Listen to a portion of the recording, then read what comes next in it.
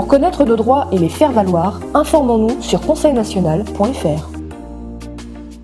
Il est important de voir les choses de façon positive, le verre à moitié plein si vous voulez. À l'heure où tout dysfonctionne dans le monde, font de la résistance, la nature et l'univers qui continuent à nous offrir l'essentiel et ce de façon immuable. Prenons un petit exemple, bah oui, ce qui fait briller cette journée est que le week-end n'est pas loin et avec le soleil ayant repris ses droits, la sensation de farniente sera forcément au rendez-vous. Et surtout, n'oublions pas l'essence de la soirée, les 30 minutes à venir, un petit coin de paradis, loin de la censure et sans non-dit, je vais évidemment parler de La France Libre, une émission du CNTF-CH avec Philippe, avec Bruno, avec Christiane, Jean-Pierre qui nous accompagne. Et vous, messieurs, dames, soyez les bienvenus. Bonsoir. Bonsoir. Bonsoir à tout le monde. Bonsoir. Alors oui, je vais peut-être démarrer sur une information en forme d'espoir et de révélation, je dirais presque. Monsieur Assange, dont tout le monde connaît les fonctions et l'histoire, hein, c'est-à-dire c'est un lanceur d'alerte qui a fait plusieurs années de prison pour avoir divulgué des informations qui étaient relatives à l'armée américaine et qui étaient secret défense. Bon bref, mais qui dénonçait également un certain nombre d'exactions.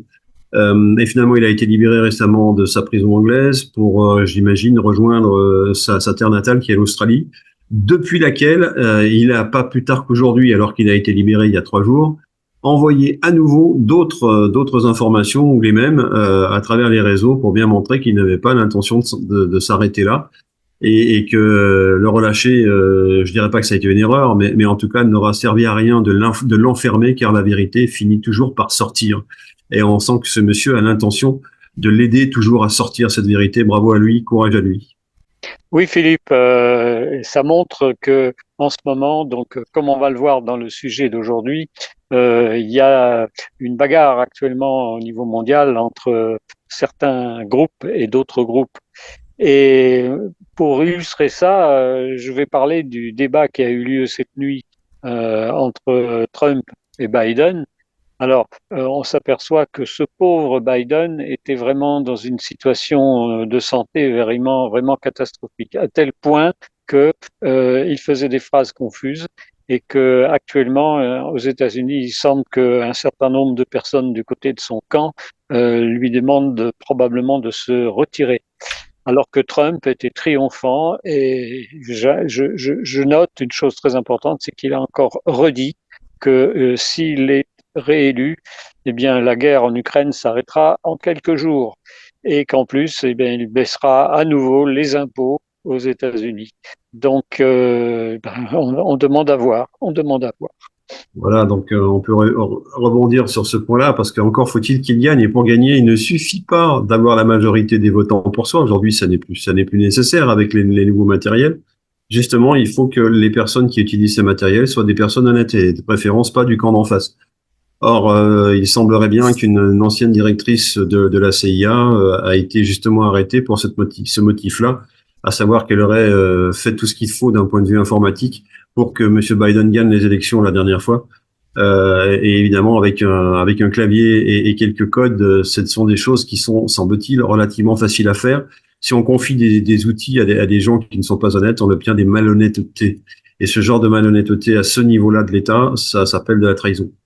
Donc on verra bien, on espère que monsieur Trump ne se fera pas avoir, si je puis dire, sur les résultats des votes une seconde fois, même si nous, en France, on a tous été surpris, par exemple, que monsieur Macron soit réélu alors que plus personne ne voulait le voir en poste. En tout cas, quand on parlait aux gens, les voisins, les amis, etc., plus personne.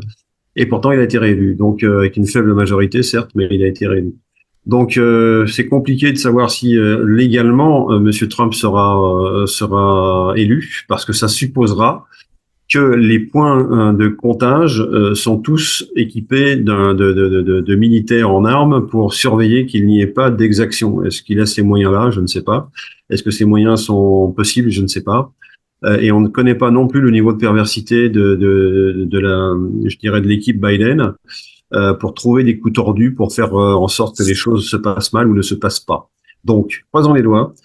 Si Monsieur Trump était joyeux, était dans l'allégresse, contrairement à Monsieur Biden, qui visiblement, en plus d'un certain nombre de problèmes, a des problèmes physiques personnels, hein, donc il est hors de question de se moquer de ça. Mais il est aussi hors de question d'admettre qu'un pays comme les États-Unis puisse être conduit par une personne qui n'a pas la capacité mentale et physique.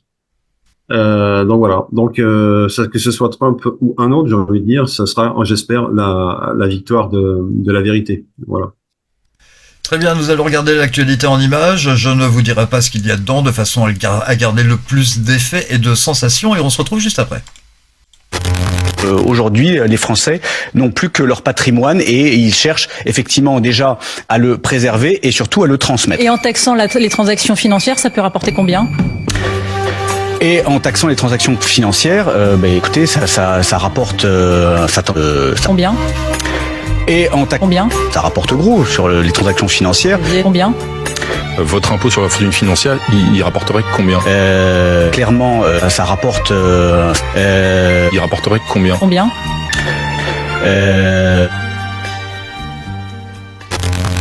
Alors je connais la devise de ce monsieur qui fait de la politique. Un instant de honte est si vite passé. Et oui. Oui. Vas-y, Bruno, vas-y. Pense. Oui, ça permet d'illustrer que tous les programmes politiques de tous les partis sont au niveau financier vraiment d'une pauvreté lamentable. C'est-à-dire que rien n'est vraiment calculé, rien n'est vraiment préparé et surtout ils ne renversent pas la table, comme on dit, comme nous voulons le faire au Conseil national des expositions canal historique. Ils ne vont pas jusqu'à changer complètement le système. Et il prévoit certaines mesures plus ou moins intéressantes, mais qui sont même pas calculées réellement. Quand on parle d'une taxe sur les transactions financières, nous en avons prévu une au niveau de notre commission finance, mais c'est une taxe qui est calculée d'une manière précise, un pourcentage précis sur les grosses transactions financières et pas quelque chose qui va toucher les petits épargnants. Donc, je vous donne rendez-vous sur notre site conseilnational.fr pour aller en savoir un peu plus. Parce que nous, ça fait plusieurs années que c'est préparé. Et ce n'est pas un programme qui a été mis en place uniquement par un individu, d'une manière plus ou moins floue, mais c'est un programme qui a été mis en place non pas par quelques personnes ou les personnes ici présentes, mais par une assemblée de commissions composée de 300 personnes qui ont travaillé dessus pendant des mois, et ensuite par le comité d'installation du Conseil national de transition français canal historique, qui a fini de mettre en place tout ce travail pendant une durée de plus d'un an et demi. Donc, un programme construit, sérieux, et je dirais qui soit véritablement efficace pour transformer complètement l'économie du pays, redresser la France et donner la souveraineté au peuple pendant une durée de 2 à 3 ans. Et là, ça nous amène, Sylvain, au sujet de ce soir. Absolument, et je voudrais tout d'abord faire un petit clin d'œil à IOTA puisque nous allons parler de démocratie et la vocation du CNTF-CH. Le sujet de ce soir, échapper aux blocs mondiaux par l'offre démocratique du CNTF-CH. Wow, c'est assez ambitieux, mais c'est effectivement la réalité. C'est-à-dire le CNTF-CH, on peut faire plein de choses. Ça peut être le projet de plein de choses différentes. C'est juste un outil de droit international au départ, effectivement, qui nous permet de changer les gouvernements sans qu'il y ait de considération des coups d'État. On l'a suffisamment dit, on le répète. Mais après, derrière, évidemment, il y a toute une organisation de la politique. Donc, qui fait de la politique, qui n'en fait pas, qui sont les juges, qui sont les personnes qui vont voter, qui sont les personnes qui vont proposer les lois. Enfin, tout ça, ce sont des choses à la fois banales, normales, qui régissent la direction d'un pays. Et en même temps, on sait que la démocratie et la politique, ça va pas ensemble. Tu as cité IOTA à l'instant, et c'est à fort juste titre, parce que IOTA nous démontre, en lisant tout simplement son livre, que cette démocratie, elle a été inventée non pas pour dresser les gens les uns contre les autres dans des partis politiques, mais au contraire pour les en faire sortir, car déjà à cette époque-là, il y avait des partis politiques. Et évidemment, les oligarques en jouaient exactement comme ils en jouent aujourd'hui, pour diviser, pour régner, et voilà.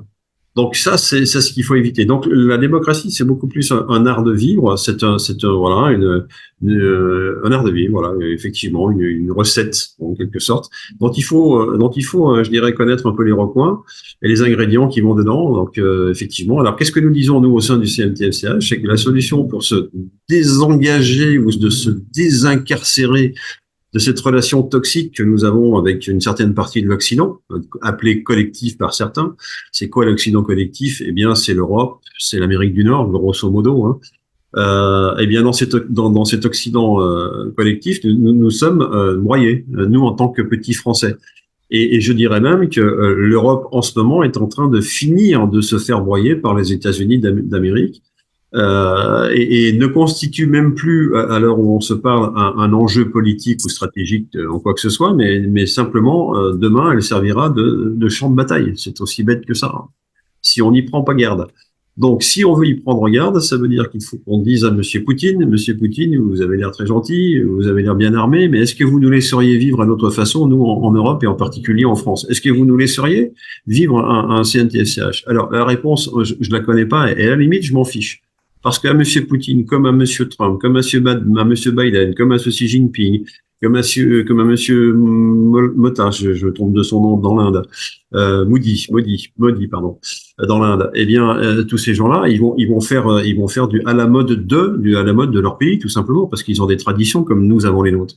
Donc, ce qu'on veut savoir, c'est s'ils sont capables de nous laisser, à un moment donné, en capacité de gérer notre barque à notre façon. Et évidemment, en changeant le gouvernement en place là-dessus, on est complètement d'accord les uns les autres, sinon il n'y aura aucun mouvement possible. Mais faire en sorte que justement, une fois qu'on aura cette autonomie, cette latitude en quelque sorte, et à partir du programme que nous avons sorti, comme dont parlait tout à l'heure Bruno, et qui est accessible sur conseilnational.fr, je rappelle à toutes fins utiles, conseilnational.fr en un seul mot, eh bien, à partir de là, est-ce qu'on sera autorisé à gérer notre barque tout seul? Et si on est autorisé, alors à ce moment-là, oui, le peuple français, je parle de la France en particulier, puisqu'on a l'intention de récupérer cette entité politique qui s'appelle la France, qui a une tradition historique énorme, qui a les yeux du monde braqués sur elle depuis longtemps, mais qui a perdu sa puissance industrielle, qui a perdu sa puissance militaire, mais qui a conservé sa capacité à réfléchir et qui surtout a conservé sa capacité à aller de l'avant et à être un petit peu devant tout le monde, quoi. On a, paraît-il, les meilleurs avions de chasse du monde. Et je pense que dans un avion de chasse, on met absolument toute la technologie que peut posséder un pays, parce qu'il s'agit de défendre son territoire. Donc si on met pas toute la technologie dans un avion de chasse, on perd son temps. Quand j'entendais autrefois des réflexions comme il est bien, mais il est cher pour un avion de chasse. Rien n'est assez cher pour un avion de chasse, de mon point de vue, hein. Et je vois pas cet argument bizarre, quoi. Donc, et puis il y a toujours de l'argent quand il en faut pour défendre les frontières. Et il y a toujours de l'argent pour les armer. Bon voilà, donc l'avion français de chasse, paraît-il, hein, d'après ce que j'ai lu à droite et à gauche, serait non seulement un des meilleurs, mais véritablement le meilleur, avec un certain nombre de benchmarking, c'est-à-dire d'étalonnage, sur un certain nombre de points. Et donc voilà, donc ça c'est la preuve qu'il y a encore en France des gens capables de réfléchir sainement et de faire des choses qui soient pas que intellectuelles, mais qui fassent des choses qui tiennent la route, si je puis m'exprimer comme ça pour un avion, ou qui tiennent l'air, hein, ça sera plus simple. Et qui ont des capacités mécaniques, des capacités de torsion, des capacités de résistance à l'échauffement, etc., qui sont exceptionnelles, et que d'autres pays nous envient, avec leur propre technologie. Les Russes ont leur propre technologie, les Américains aussi, et les F-16 aujourd'hui, ils sont un peu dépassés, quoi, tout simplement. Oui, alors Philippe, par rapport à ce que tu dis, justement, il faut que les Français se rendent compte qu'il ne faut pas qu'ils se sentent sous-estimés, il ne faut pas qu'ils se croient sous-estimés. Beaucoup de grandes inventions, beaucoup de découvertes sont venues de France, et la France a donné l'exemple, l'image de la liberté avec la Révolution française, même si la Révolution française a été imparfaite et a été détournée par une certaine bourgeoisie.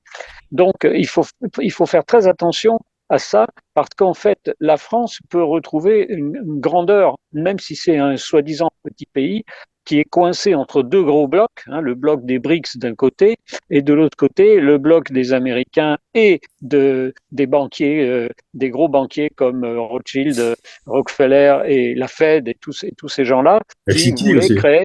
Et voilà, la City qui voulait créer ce qu'on a appelé un nouvel ordre mondial, alors que c'est plutôt un vieil ordre mondial parce que c'est en train de s'effondrer de toutes les façons possibles.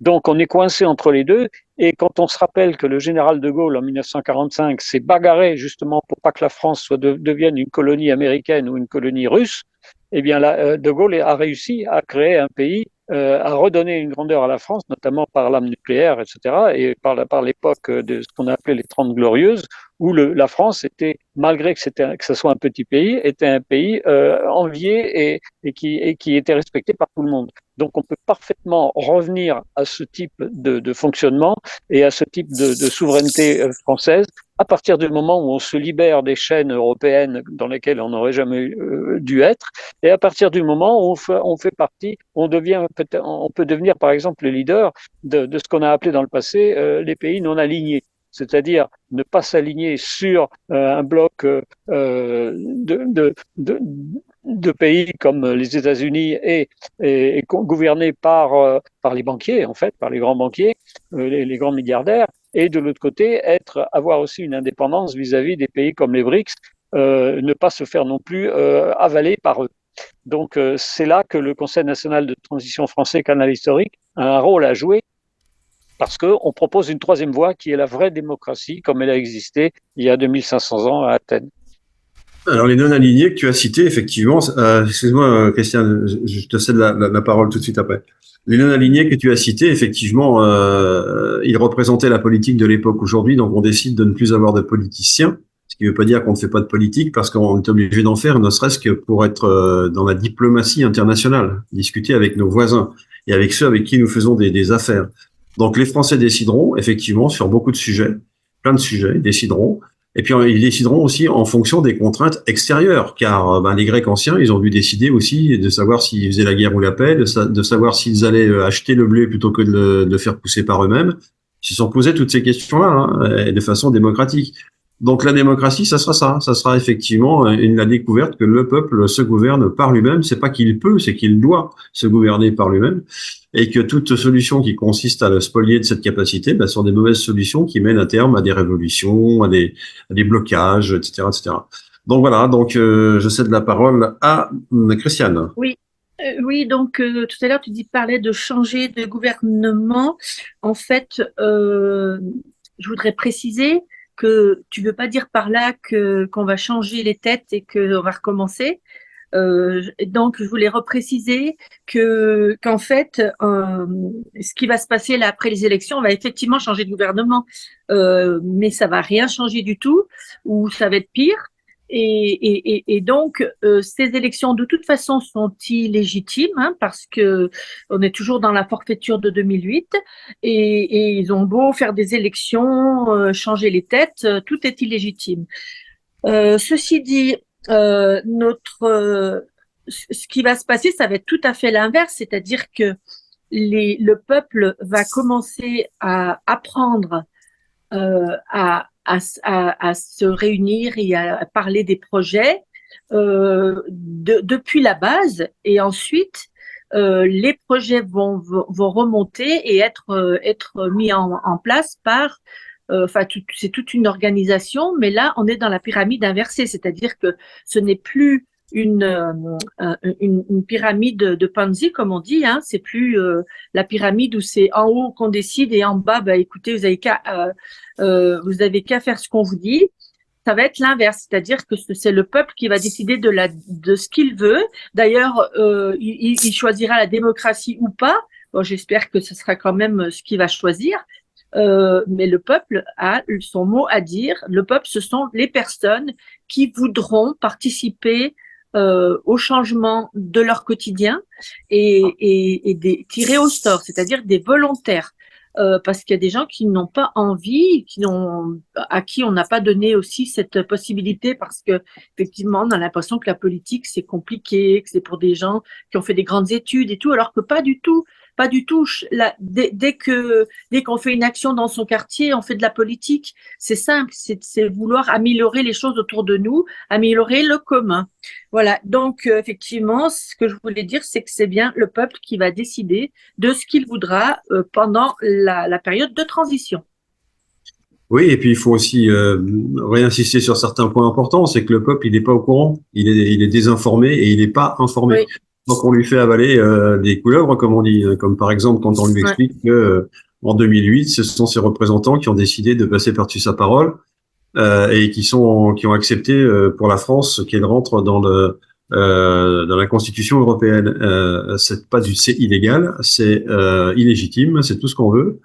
C'est contraire au bloc constitutionnel dans lequel on a la DDHC, la Déclaration des droits de l'homme et des citoyens, qui nous dit que dans ce cas-là, il faut tout arrêter, qu'il n'y a plus de constitution. Bon, bref, il y a toute une série d'informations qui n'arrivent pas jusqu'aux oreilles, et je dirais presque même jusqu'au cerveau, hein, des Français qui ne sont pas au courant, tout simplement. Mais quand on en entend certains qui sont censés être des Français un petit peu informés tout de même, hein, je pense notamment à un ancien président de la DGSE ou un fondateur, c'est des gens qui ont eu des postes importants et qui savent ce que c'est que le droit. Et quand on les entend, ces mêmes personnes dire dans certaines émissions que en 2008 on a frisé l'illégalité. Non, on n'a pas frisé, on a carrément percuté la légalité. Pourquoi dit-il on a frisé? Parce qu'il a l'impression que du fait que les représentants sont habilités à parler au nom du peuple, c'est ce qu'ils ont fait, ils ont parlé au nom du peuple. Oui, sauf qu'ils ont parlé par-dessus le peuple et que la souveraineté du peuple a été bafouée en l'occurrence.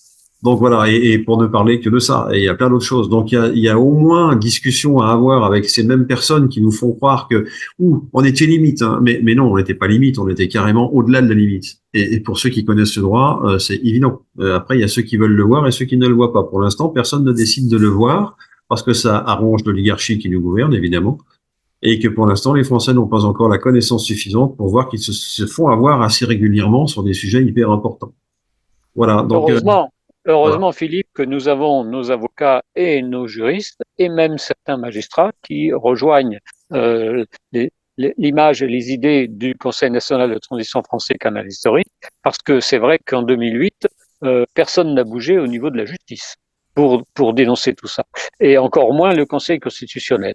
Donc, heureusement que nous avons avec nous un certain nombre d'avocats, de juristes qui travaillent actuellement pour rétablir le véritable droit qui a été bafoué depuis 2008 en France. Alors, c'est la force motrice de la puissance du CNTFCH, c'est effectivement d'avoir avec nous des personnes parfaitement compétentes, tout à fait réalistes et qui sont prêtes à aller au bout de la logique. Voilà.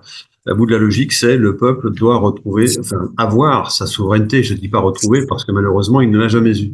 Donc ça va nous faire effectivement des grands courants d'air de retrouver notre souveraineté. Alors certains s'en émeuvent en disant mais on va jamais être capable, on va pas savoir faire, on va être comme des poussins sortis du nid. Pas du tout. Non, ça se passe de façon très simple et très mécanique. Et comme l'a dit tout à l'heure Christiane, ça passe par le bas. On va commencer à faire de la démocratie par les communes, puis par les conseils régionaux, puis par la nation pour ce qui concerne les choses nationales. Que va-t-on faire avec les régions? Les régions, elles sont découpées en 13 pour l'instant. Il y a certaines régions qui se reconnaissent dans une région, d'autres qui se reconnaissent pas. Moi, personnellement, je me reconnais pas du tout dans la région dans laquelle j'ai été renommé, hein, puisque c'est désormais la région Auvergne-Rhône-Alpes. Je savais pas que j'étais auvergnat. Je suis devenu auvergnat du jour au lendemain. C'est pour ça. Philippe, c'est pour ça, Philippe, que les régions vont disparaître et qu'on va garder uniquement les départements. Alors, on peut faire ça, mais on peut aussi tenir compte de certains régionalismes. Il faut quand même aller jusqu'au bout. Il y a des régions qui veulent mettre en avant leur régionalisme. Alors, soit ça ne dépasse pas le niveau agricole, c'est-à-dire qu'on veut mettre des appellations contrôlées, par exemple, hein, sur du lait, sur du vin, etc. Ça se fait déjà. Soit c'est plus politique, c'est-à-dire qu'ils veulent une autonomie. Ça sera, à mon avis, dangereux pour eux s'ils ne souhaitent pas se regrouper autour du CNTFCH, parce qu'aucune organisation interne ou externe ne leur offrira une telle opportunité de liberté que nous le ferons nous. Voilà. Donc ça, c'est pour répondre à la tentation du fédéralisme. Pourquoi la tentation? Parce que la France faisant partie de l'Europe et l'Europe ayant décidé de découper cette même Europe dans des morceaux qui ressemblent à peu près en termes de dimension à nos régions, eh bien, à un moment donné, on peut très bien imaginer à terme qu'on ne parlera pas forcément tous la même langue. Aujourd'hui en France, on n'apprendra pas forcément à l'école les mêmes choses. Bref, que la République ne sera plus et sera divisible. Alors qu'elle ne soit plus la République, ça ne nous dérange pas vraiment, mais qu'elle soit divisible, ça ne nous paraît pas opportun, parce qu'il faut quand même garder une unité à ce pays. C'est la raison pour laquelle on parle toujours du CNTFCH, F comme français, donc français c'est pas breton, c'est pas corse, c'est pas etc. Hein, c'est la France, véritablement. Et chacun devra s'y retrouver avec ses propres propositions qui partiront à la fois du bas, bien entendu, mais à la fois des régions dans le cas de régionalisme, et on étudiera toutes les propositions. Parce qu'aujourd'hui, on en est à avancer sur les propositions. Voilà. Alors pour revenir sur les blocs qui nous entourent, on a parlé tout à l'heure des BRICS et de l'Occident, voilà, qui est majoritaire. Hein, donc, eh bien cet Occident et ces BRICS aujourd'hui représentent deux blocs évidents aux yeux de chacun. Il y en a encore une fois, il peut y en avoir d'autres. Et un bloc peut en cacher un autre, comme dirait l'autre. Mais pour l'instant, notre seule façon d'y faire face, c'est de montrer notre intention et notre projection. C'est exactement ce qu'avait fait d'ailleurs le général de Gaulle quand il s'était mis non aligné et qu'il allait voir régulièrement l'URSS, le Mexique, enfin d'autres pays du monde, et la Chine qu'il a reconnu en 63 et qui s'en souvient toujours d'ailleurs. Hein. Les Chinois se souviennent toujours que de Gaulle a été le premier occidental à reconnaître la Chine populaire. Donc voilà, tout ça, il faut qu'on renoue avec des liens qu'on a perdus avec la Chine justement, et qu'on s'est ingénié à nous faire perdre. On avait des atouts, on a perdu. On avait des contrats de sous-marins avec l'Australie au dernier moment, ça a été niet. Il y a eu tout un tas de déconvenus comme ça qui ont placé la France dans un deuxième rang. Et aujourd'hui, nous sommes financièrement dans un deuxième rang, comme vous le savez, puisque nous sommes A- désormais classés à ce niveau-là. Peut-être aussi parce que nous sommes chassés d'Afrique, allez savoir, et qu'un certain nombre de ressources financières nous ont été supprimées. Donc il va falloir qu'on fasse autrement avec autre chose. Et comme le gouvernement actuel n'a pas l'air d'être suffisamment à l'aise avec ces nouvelles donnes, eh ben, il va falloir que ce soit les Français eux-mêmes qui s'en occupent. Voilà quelle est notre simple théorie. Et donc, les blocs, c'est les blocs que nous respecterons. Voilà. Si tu as fini, Philippe, nous allons passer la parole à Jean-Pierre qui s'impatiente depuis quelques minutes. Celui-ci a levé la main, donc il est temps de l'accueillir. Bonsoir Jean-Pierre, merci. Bonsoir. Alors, je m'impatientais pas tout à fait parce que je prends des notes et j'en prends beaucoup. Donc, ça occupe mon esprit et mes mains. Je voudrais signifier une parole qui a été écrite très peu de temps après la Révolution française, mais qui toutefois possède quelque chose d'assez ambigu, c'est un mot. Le parti politique, c'est la folie de beaucoup au profit de quelques-uns. Alors ça, c'est quelqu'un qui a écrit ça juste après la Révolution. Alors toutefois, la vraie politique, c'est donc, comme Christiane l'a dit, la vie de la cité. Si je peux dire, le parti politique fait partir la vraie vie de la cité, puisque une fois qu'on prend parti pour quelque chose, on n'est plus attentif aux idées des autres. Deuxième chose, redonner à la France un vrai gouvernement, car la France, depuis 2008, n'a plus de gouvernement légal et efficace. Un gouvernement qui prend en compte la vie de son peuple, qui est censé contribuer à l'élaboration des lois. Donc, il s'agit pas de changer de gouvernement, à mon avis, il s'agit de lui redonner une vraie gouvernance à la France. Vive la France. La France de tous les Françaises et de tous les Français, qui ont du cœur pour aimer, des yeux pour voir et des oreilles pour entendre. Alors, il y a quelqu'un qui a dit aussi le 21e siècle sera spirituel ou ne sera pas. Et là, nous arrivons sur la notion d'alignement. Chaque être est censé être un alignement entre toutes les valeurs de son être, à savoir les valeurs spirituelles, mentales, émotionnelles, physiques, énergétiques.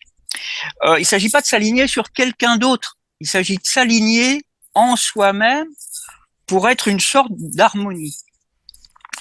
Donc, ça c'est pour l'alignement. Alors, pour la pyramide, c'est quelque chose qui est très naturel, une pyramide. On verse du sable tout doucement dans un sablier, ça fait une pyramide.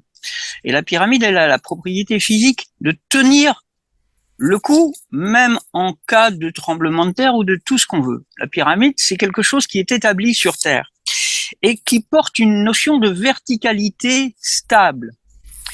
Donc, la pyramide est bonne en soi, sachant que dans une pyramide, toutes les énergies circulent équitablement du haut vers le bas, du bas vers le haut et à l'horizontale de chaque étage. Donc la pyramide est bonne à condition de ne pas être détournée de sa vocation première, à savoir établir la verticalité spirituelle sur Terre et que ce soit quelque chose de stable.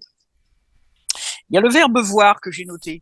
Alors certaines personnes qui ont beaucoup introspecté disent que voir c'est un acte prodigieux.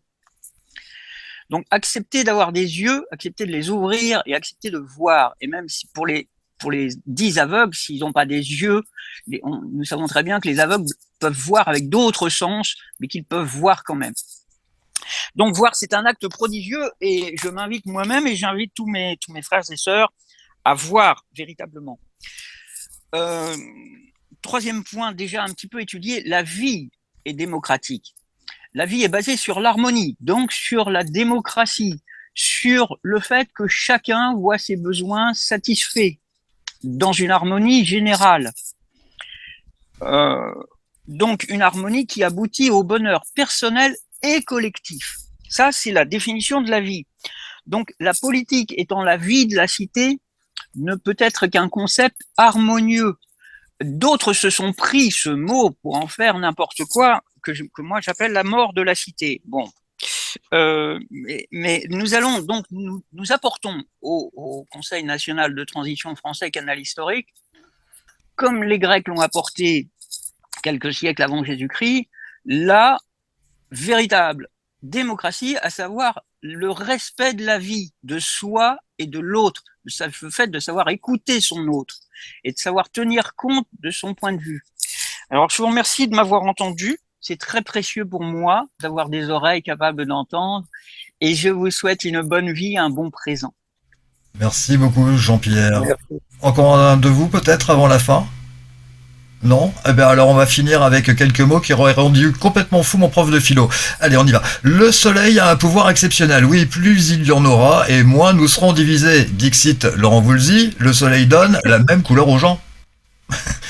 Merci Philippe, merci Bruno, Christiane, Jean-Pierre, merci à vous également. Profitez bien de ce week-end. On se retrouve à partir de lundi. Et dans les médias, nous vous souhaitons une excellente soirée. Bonsoir. Bonsoir. Merci, bonsoir.